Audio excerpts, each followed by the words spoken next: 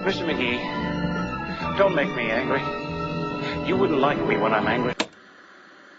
You are about to listen to the Totally Super Awesome 80s Reboot Overdrive podcast.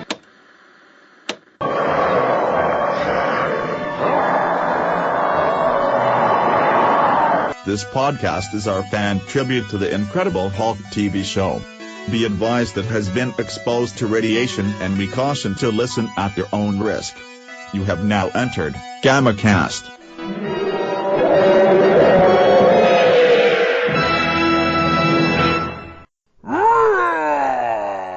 And welcome to the GammaCast. I'm your host, Charlie, the Professor Esser, and with me as always is my skinny rich friend. It's Mozz. Hey, Mozz. So glad to have you back as always. Tonight's episode of The Incredible Hulk, Deathmask. Episode 20, Season 3, first aired, when did it first air? It's usually right there. I'm not seeing it here. I know it was 1980. I want to say it was... Oh, there it is. First aired March 14th. Hey, happy St. Patrick's Day. Ha! The Hulk on St. Patrick's Day. How perfect is that? Is that March 17th? Either way. First aired March 14th, 1980. A masked man is killing young women at Prestonville College. Librarian David Brent becomes a suspect and is interrogated while an angry mob gathers outside. Directed by John McPherson, written by Kenneth Johnson and Nicholas Correa. Of course, starring Bill Bixby, Jack Colvin, and Lou Ferrigno. And this marks our fourth and final return, I believe, of Gerald McRaney. Gerald McRaney, of course, has been a staple on The Incredible Hulk as sort of their go-to, somewhat suspect smarmy guy, I guess you could call him. He's had a lot of different roles. Like the first time we see him was in Death of the Family, where he is ostensibly a good guy, Denny Cale, but he is, he is working for the family, and as a result, he does their henching. He thinks he's doing the right thing by our protagonist female character there, but actually he winds up causing the first Hulk out. He then comes back as Sam Roberts, the evil race car driver in Ricky. Ricky, of course, came back after he grew out his beard as the big biker in the biker episode. The guy with the big scraggly beard. He was originally a mentally challenged young man in Ricky. Wow. So yeah, well, the guy's got range. He also played Colin Rourke as of course the cop with an axe to grind in The Disciple. And this one, 1980, we get Chief Frank Rhodes. Well, let's not give it away just yet, but the show is... But what a performance. Oh, this was fantastic. And this was, honestly, I kind of hope he got a special guest star Emmy for that, honestly, because that was just a great scene. Also, coming back for the third time is Don Marshall, who plays Man. If you're wondering who Don Marshall was, he was the black guy.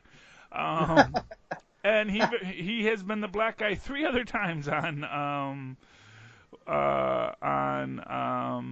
The Incredible Hulk. Prior to this, he was and of course, other people do know him as Dan Erickson from Land of the Giants. That's your 60s, 70s show. But on The Incredible Hulk, he was Lee in The Hulk Breaks Las Vegas. He was the Doctor in Mystery Man, and here he is just Man. So that's good. And now here we actually have 2 bona fide 80s icons in this episode. The first I'm going to call out is Marla Pennington, who plays Miriam Charles, the girl who gets attacked and fingers David. And you know what she was most famous for? What? Well, in the 80s. I mean, actually, she had a lot of stuff. She was Leslie Walker in Soap, Samantha Livingston Chandler in General Hospital, but she also was Joan Lawson, the mom on Small Wonder. Oh, wow. Yes, that was her. That was her most iconic, I'd say, '80s gig. And then our big '80s star, Melinda Britt, who played Joan Singer, our self-defense artist, who Chief Rhodes has a bit of an unrequited thing for. Can you guess what iconic '80s character she is famous for playing? I'm going to guess some sort of mom. No. No. A warrior woman of the First Order. Ooh. What show was that? She-Ra, Princess of Power. Oh. Yeah, she actually played, she's done a lot of voiceover work, and she was Princess Aura and Queen Freya on the Flash Gordon cartoon in the 80s. And she of course played Mermista, Princess Adora, and She-Ra on all the He-Man and She-Ra Princess of Power series. And, she went on to play a character named Marcia Donnelly on the Weird Science TV series. Oh, and she did the voice of Gran in Avatar: Last of the Airbenders. Oh, wow. Yeah, so she gets around. Well-known character. Oh, she also played Sophie in Being There in 1979, which of course is one of my favorite. What's his name? Peter Sellers films. Being There. Okay, now let's get into the action. So, of course, this is one time where being a handsome, moody drifter does not work out in David's advantage. Well, I mean, it does, because, of course, he's got a sweet gig at the library. Right. Again, man, but, man, you kind of realize how little background checks people did in 1980. Yeah, it really feels like you could have gotten away with pretty much anything back in the day. There was no surveillance. Nobody was watching or listening to your phones. Man, surprised no crimes weren't committed. Yeah, so a girl dies.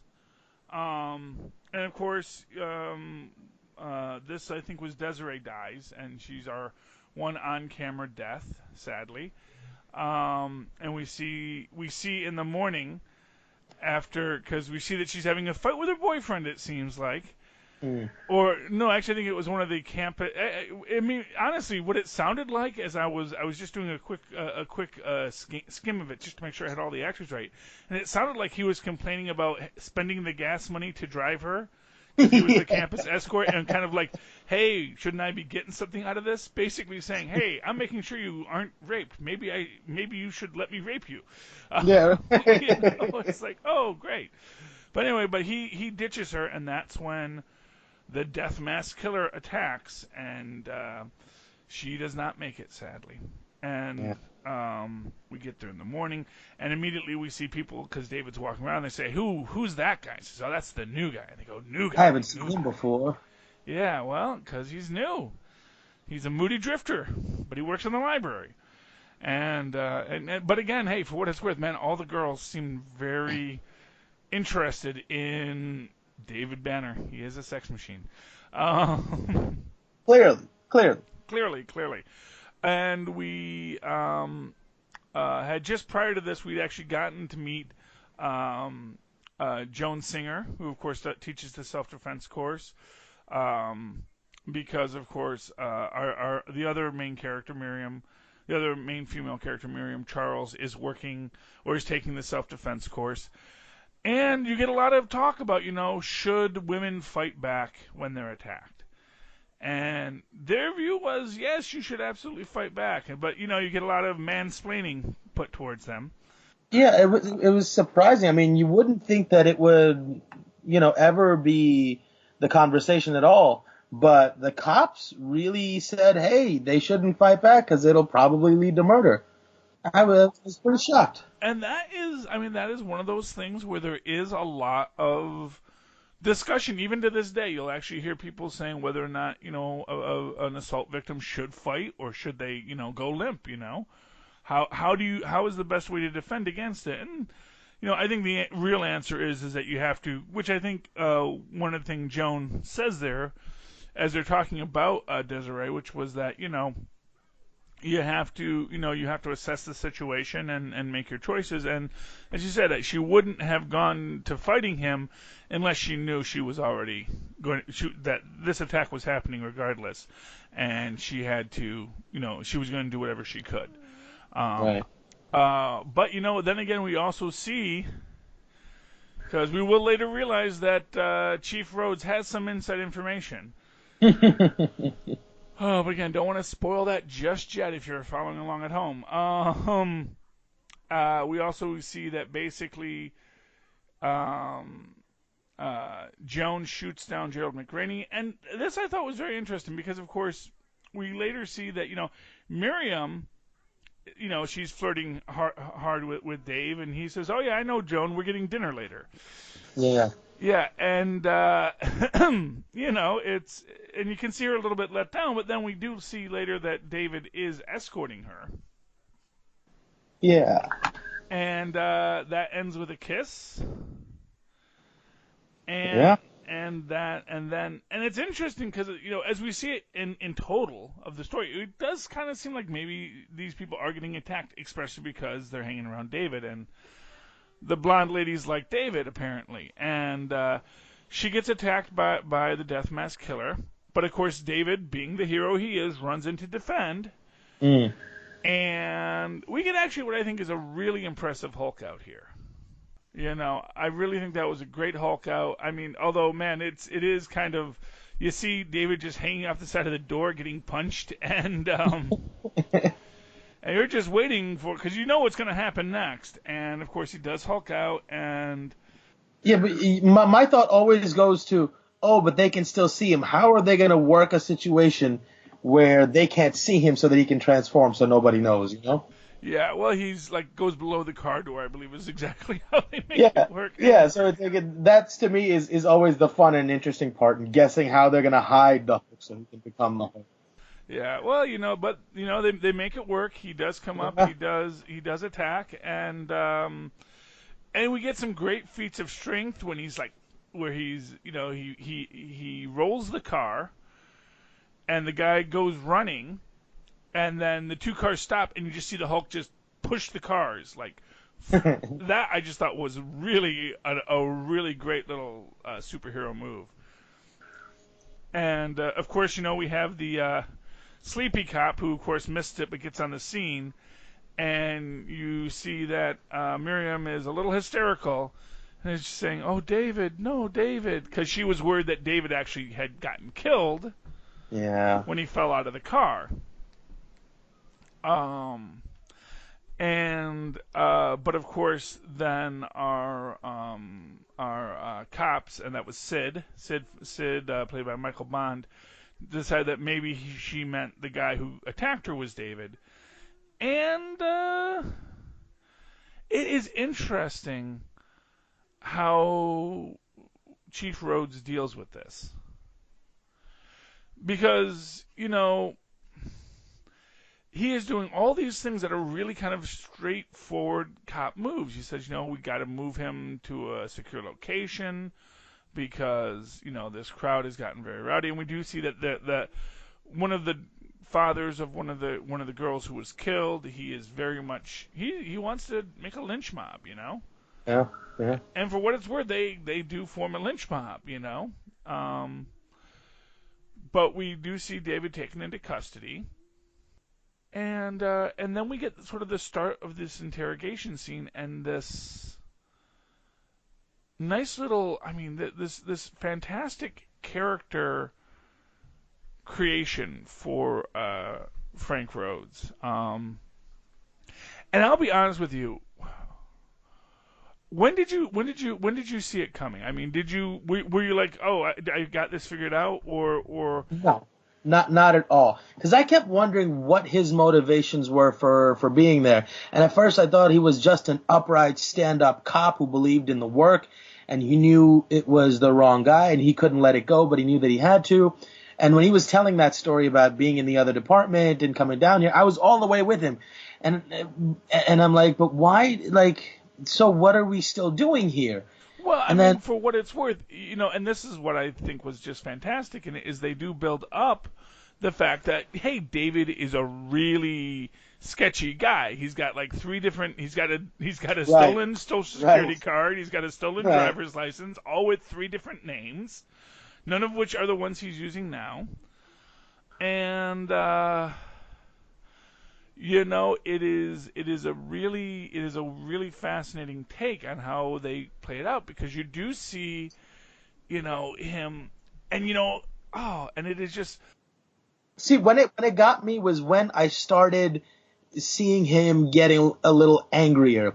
And to me, that's what pointed to me that maybe he's the killer, is because he seemed almost upset that David was getting the credit for it. Mm-hmm. Yeah. Well, it was like, oh, this is my thing. I did this, and you're not supposed to. And now they catch you out of the blue, and because the mayor wants to have a victory, the game has to be over. No, I'm not gonna let somebody take credit for this. And that's when I started thinking, oh boy, he's really the killer.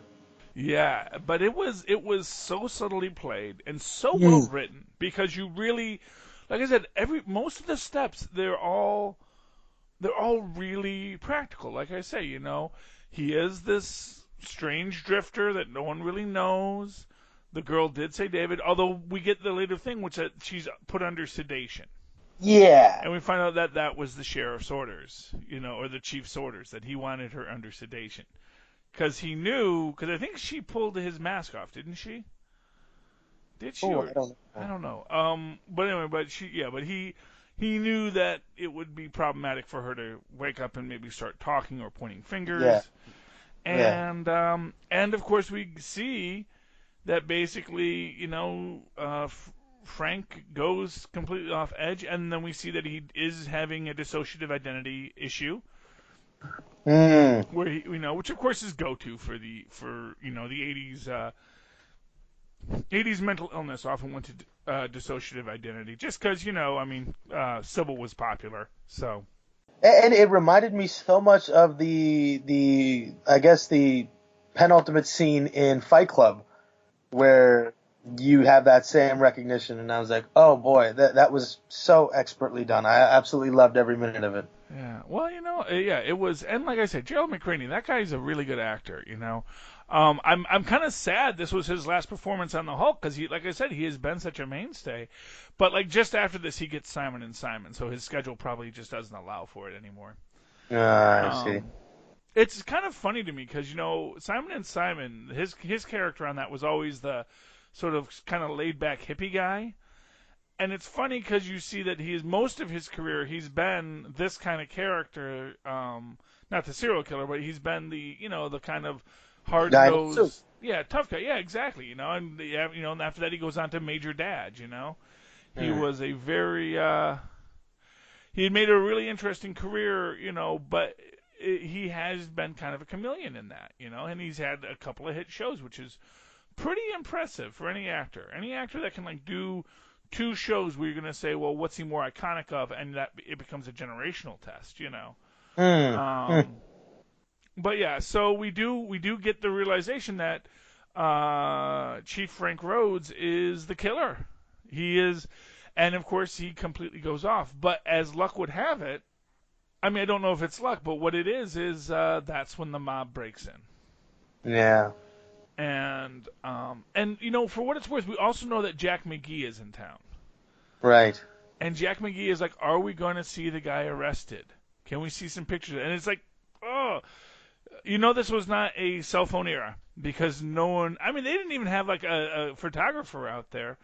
Although you got to wonder, did they book him properly? Is there a mugshot in there of this David guy, Yeah, because the other thing is, in the last episode, when he got arrested, he got printed. And when those prints ran, they knew exactly who he was. So how, in this police station, they couldn't figure out who he was a little funny. I think that there might be something there, because that was the FBI. Uh-huh. So I think that was his FBI file, probably because he had gotten a government grant. Yeah, that makes sense. You know, and they do have that he's dead, but they do have all of this data on him. So at that point, I don't know if, you know, if they ran the prints on him at this local small town college, that it's going to trigger the FBI. And I think maybe there was sort of this implication there that that was the master file that the guy in that last episode shredded. Gotcha. That he was like, oh, you know what? You help me out on this. I'll shred your master file, and then, you know, whatever you're running from, we're not going to worry about it. Yeah. I guess in those days they didn't have all the fingerprints backed up on a computer that could cross-reference it automatically. No. Well, have you seen the computers in this show? You know, there was the episode The Brainchild where, you know, just to give you a sense of how different the world of computers was then, is that they had the sentient supercomputer in it. I don't know if you were you here for Brainchild? I don't think so. No. Yeah, I can't remember if that came before. I know the first one you did was the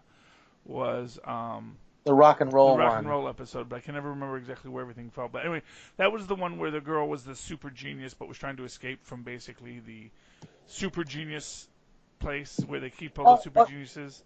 Yeah, no, I do remember that one. Yeah, but they were talking about the computer and how she got it to be basically sentient, and they say, and there's no talk of the software. They just said she had wired it, that it could think for itself, and it's like, because that's where it was. I mean, at that time, you know, computers were handmade. You know, that you built your own circuits, and that was how it worked, and you built it for one thing. You didn't have a universal computer platform at that time, at least not commonly.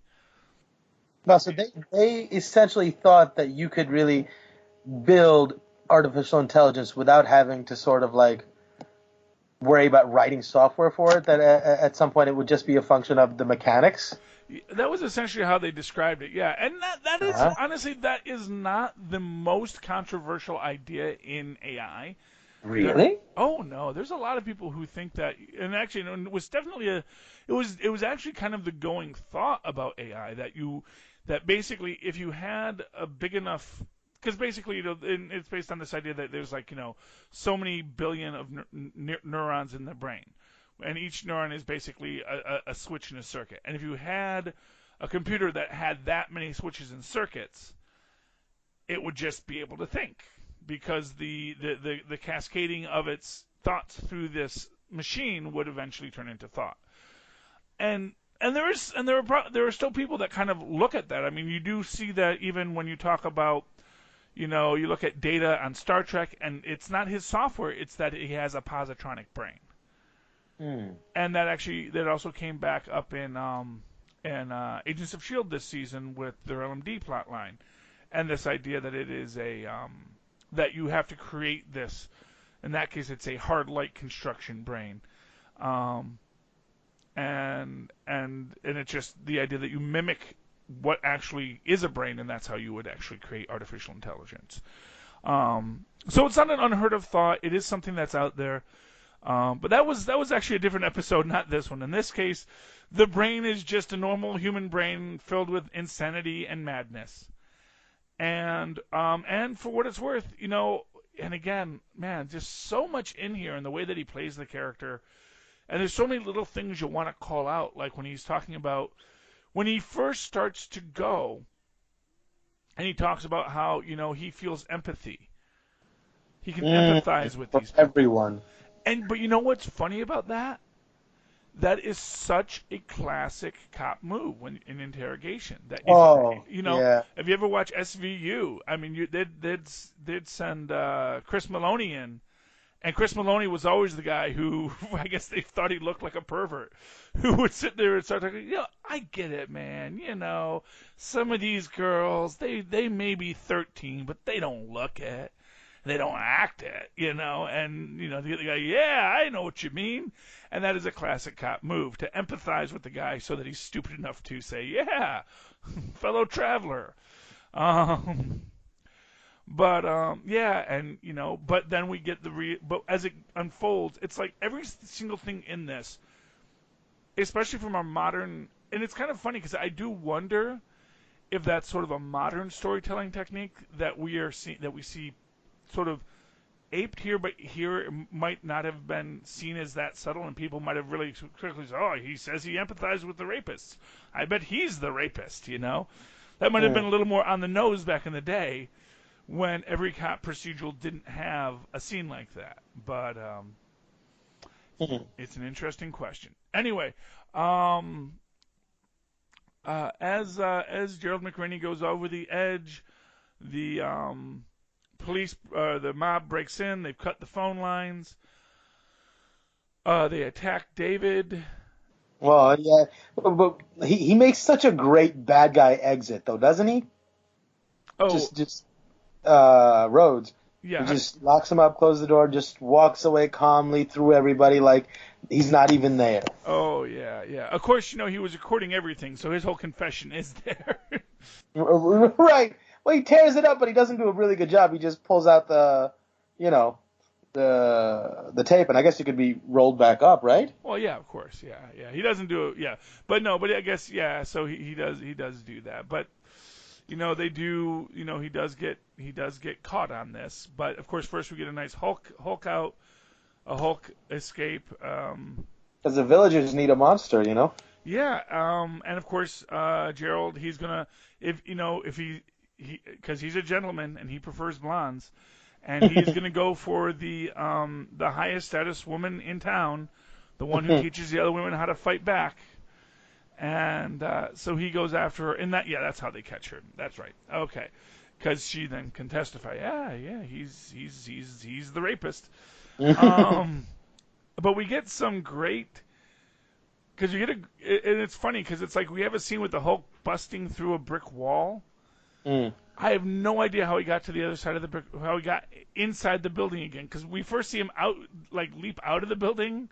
That's true. And it's almost like, he went back in and then he burst through the wall. And what's funny about that, I kind of, I'm not sure if that was old footage from Escape from Los Santos, which was another time when David got himself arrested. He's actually been arrested several times in this series.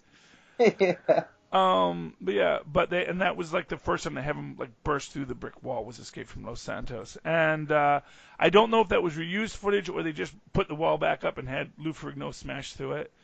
Either that or on the editing room floor, just, timelines got a little screwy.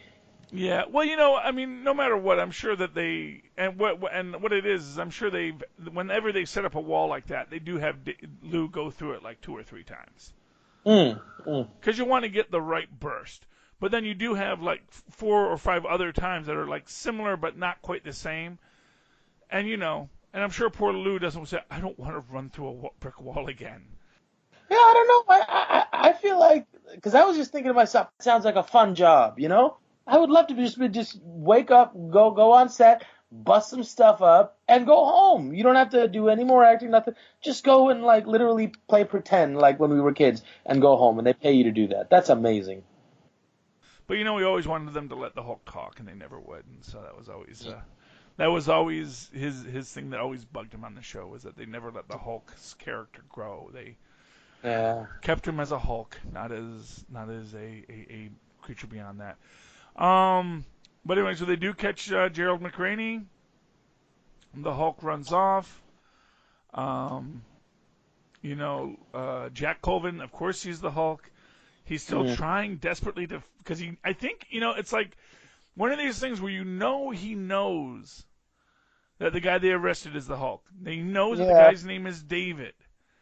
If he can get into those files, he's going to see these are aliases he's used. David Bennett, David Burrows, David, and it's going to be interesting to see what happens next with that. I'm hoping, I'm always waiting for Jack to start piecing more and more together where he has that more data to say.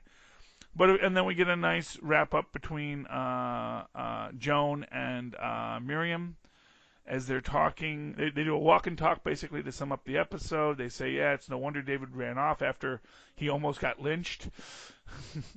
Kind of understand that.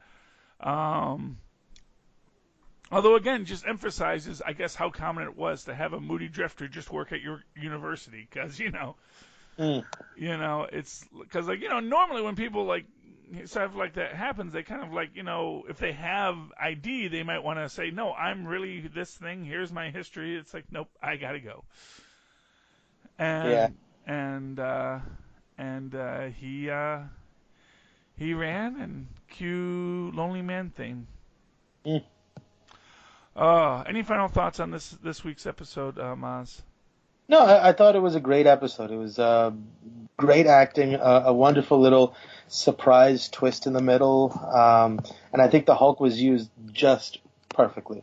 Yeah, this is a really good Hulk episode. Although, it's funny. It's like one of these episodes where I think the Hulk was great in it. I think the Hulk absolutely served a purpose. The Hulk got to be a superhero, which is great. But at the same time, so much of this film this episode is just the Frank Rhodes interrogation. And that's it right there. It felt like you were watching a movie. Oh, yeah. And it is such honestly, I tell you, man, that is a monologue that if you are looking for, if you're doing monologues, you need a good dramatic monologue to show you some range, you get a copy of this. Because I think that there are some great monologue scenes in there that you can take that Frank Rhodes character from good cop to nut job really well, and the added personality that protects the nut job. Exactly. So, Mozz, if people want to talk to you about anything and everything that is out there in the world, how can they reach you? They can reach me at my email at mozzmanzor@gmail.com. Or you can find me on Facebook at Mozz Manzor. That's ZOOR. And, of course, you can always write to me in the emails at superconnectivityblog@gmail.com. That's superconnectivityblog, all one word, at gmail.com. And, of course, follow me on the Twitters as I live tweet The Incredible Hulk, 7 o'clock on Saturdays on MeTV, as well as Agents of S.H.I.E.L.D. and Legends of Tomorrow and other things when I can find the time to do so. At Charlie Esser, that's CharlieEsser. Look for the 2 E's right there in the middle for quality. Thank you for hulking out with us, ladies and gentlemen. Please hulk out with us again.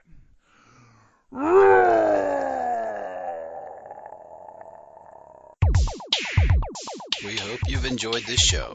This podcast is part of the 80s Reboot Overdrive channel on Southgate Media Group. You can follow us on Facebook on the 80s Reboot group page. We're also on Twitter and Tumblr at 80s Reboot. We invite you to check out all the wonderful podcasts and blogs available at southgatemediagroup.com.